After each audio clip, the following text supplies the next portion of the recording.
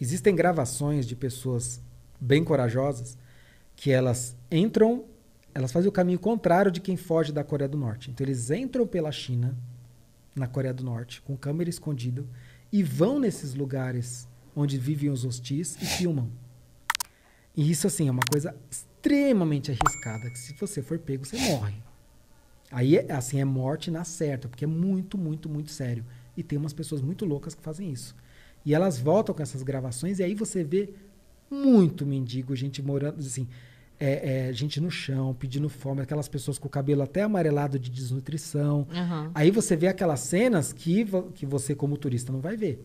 Então, por exemplo, a ONU, ela tem uma estatística agora, recente, de 2019, tá falando de 2 anos atrás, que 45% da população é desnutrida. Então, assim, não é pouca coisa. Metade da população está desnutrida. Eles vivem com alguma coisa em torno de 300 e 500 gramas de comida por dia. É isso que o norte-coreano tem para comer. Aquelas pessoas que têm acesso à comida. Tem muitas pessoas que não têm.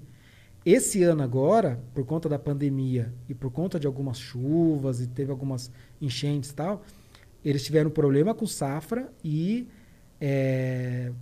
pessoas informantes que estão lá dentro trazem, né, esses dados para fora, dizem que eles estão numa situação muito, muito, muito complicada. Dizem, enfim, a notícia, né, oficial é que não chegou, que não tiveram a pandemia lá, que não teve. Essa informação extracurricular aí, o que nos diz? Então, eles testaram cerca de 3.500 pessoas no país inteiro. E dessas pessoas... Qual a população total? 25 milhões. Uhum. Tá bom. Então eles testaram 3.500 pessoas mais ou menos. E desses testes, segundo o Estado, 0 casos. Porém, existem esses informantes, eles trazem informações de que houveram muitas pessoas que foram isoladas, e que eles têm números diferentes de pessoas que entraram para o isolamento e de pessoas que saíram. Então, eles não sabem dizer necessariamente se as pessoas voltaram, se elas acabaram morrendo, o que elas tinham. E não tem internet, não tem como conferir. Você não tem informação. Ou foram eliminadas. Você está com vírus... Eu não sei se chega a tanto, mas eu diria que é muito pouco provável que não houvesse alguma pessoa contaminada. Sim. Por quê? Eles fecharam a fronteira no começo, entre janeiro e fevereiro, se não me engano, do ano passado. 80% do negócio deles é com a China. 85% dos negócios deles são com a China. Mais de 80% dos turistas deles são chineses. E a pandemia começou na China. Sim. Então, assim, era muito pouco provável que com essa fronteira aberta, entrando chinês, esses donju, eles fazem negócios, eles vivem na China mais do que na Coreia do Norte. Então, assim, é muito pouco provável que o vírus não tenha entrado lá. Sim. Então, o mais provável mesmo é que eles tenham abafado essas informações. Claro. A Cruz Vermelha, a OMS, eles têm grupos que trabalham lá, que são grupos de ajuda humanitária. Então, a Coreia do Norte, ela recebe ajuda humanitária até hoje. Impossível, o país é tão maravilhoso, eles não precisam. Pois é. E esses grupos de ajuda humanitária é muito interessante, porque eles nunca fazem nenhum tipo de discurso político contra o país.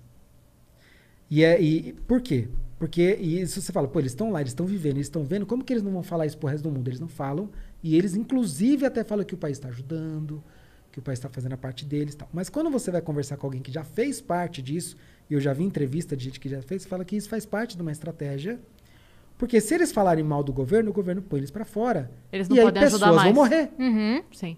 Então eles preferem, digamos assim, passar um pano, não entrar nessa seara, e estão lá para ajudar e para salvar vidas. Uhum. Então, assim, eles... Tanto é que agora, por conta da pandemia, se eu não me engano, dos 16 grupos, acho que são 16 grupos de ajuda humanitária que tem lá, acho que, se eu não me engano, só ficaram 2. Eles saíram, porque eles não estavam conseguindo trabalhar por conta da restrição que tinha, porque eles queriam ajudar, mas estava muito restrito, eles tiveram que ficar meses isolados como se fosse num QG em Pyongyang, sem poder sair, sem poder fazer nada. Então a gente vai embora, a gente não pode fazer nada. Sim. Então, o país restringe muito, muito, muito o acesso de jornalista. Então, por exemplo, uma das coisas que eu assinei lá no termo foi que eu não era jornalista e que eu não ia fazer nenhum tipo de trabalho jornalístico em relação a isso.